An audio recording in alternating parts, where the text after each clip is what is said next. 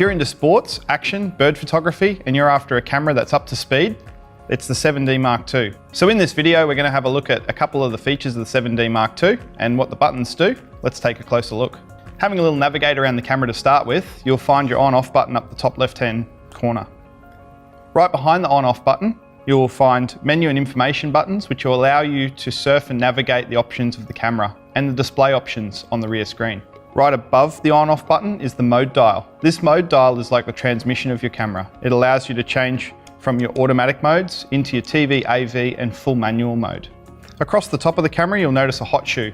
The hot shoe is here for external accessories such as a speed light or microphone. Just behind the hot shoe, you'll notice a little dial. This little diopter dial here will allow you to adjust your viewfinder to your eyesight. Over to the right-hand side, you'll notice that the 7D Mark II also has an additional LCD screen. This screen gives us shooting information such as shutter speed, aperture, ISO, photo count, metering modes, essentially all of the drive modes of the 7D Mark II. At the front top, you'll find the shutter release button. This has two functions. Firstly, half press for autofocus, full press to take the photo. Just behind the shutter release button is your main mode adjustment dial, or top adjustment dial. This will allow you to change things like shutter speed and aperture, depending the mode that you're currently set to. The other four buttons on top simply adjust white balance, metering, drive modes, AF modes, flash compensation, ISO, and also a light bulb button to illuminate the top screen at night. On the rear of our 7D Mark II, we have a few buttons down the left-hand side. Let's take a closer look at what these do. Firstly, from the bottom, we have a playback button, which allows us to play back the images that are currently on our camera. Below that is a delete button. This will allow us to erase any photos that we don't wish to keep.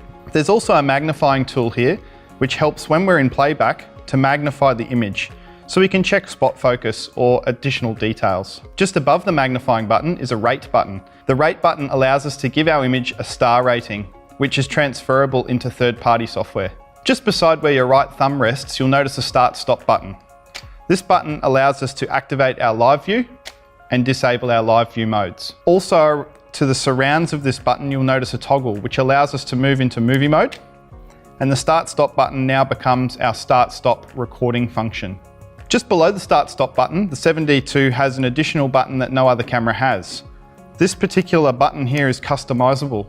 I've currently got mine set to adjust ISO, so by simply pulling on that button and then toggling my top mode dial, I'm able to change my ISO quickly. In the center of this multifunction dial, you'll notice there's a joystick. This is to give you up, down, left and right movement of autofocus points and also help navigate the menus. Below this there's a Q button. This activates the quick menu function of the 7D Mark II. By pushing this, I'm then able to use my joystick to navigate around the screen to then get to the point where I want to change and then change that particular option. This model is also equipped with a rear multifunction dial. This can be used in a clockwise direction to increase my aperture and increase my depth of field, or to the left or counterclockwise, I can decrease my aperture and decrease my depth of field.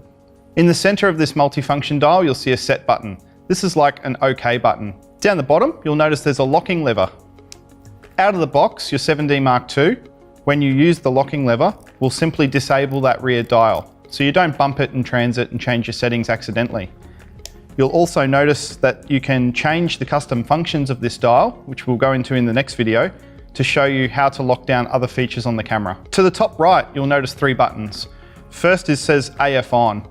This button acts the same as the half press on your shutter.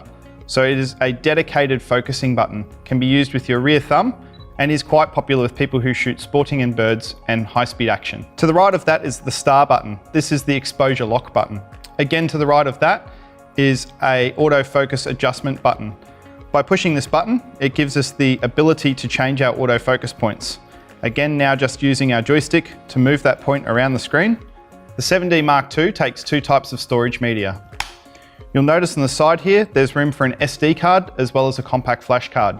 You can use the camera with one or the other, or both. On the bottom of our 7D Mark II, you will find the battery compartment. Simply pop your finger in the slot, open the battery compartment, remove the battery for charging or for replacement. It's shaped in a specific design, so it can only go in one way. Exploring down the left-hand side of our camera, you'll notice that there's a couple of rubber flaps here. If we open the front one, you'll notice that there is room for a microphone, headphones, flash sync cable, shutter release. Another couple of buttons on the 7D. Just at the front here, we have a button to enable the flash. Simply press it for the flash to pop and then use your hand to push it down when you don't need it. Just on the front of the camera, you'll notice there's a lens release button. To take the lens on and off, you simply push this button and twist the lens off.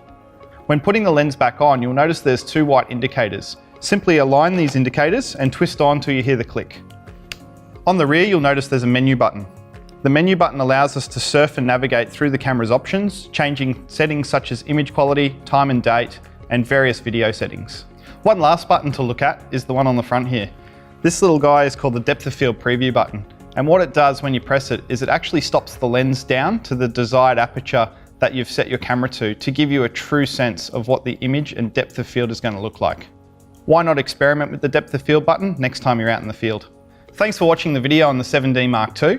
Be sure to watch our next video where we're going to go through some of the more advanced features of this model.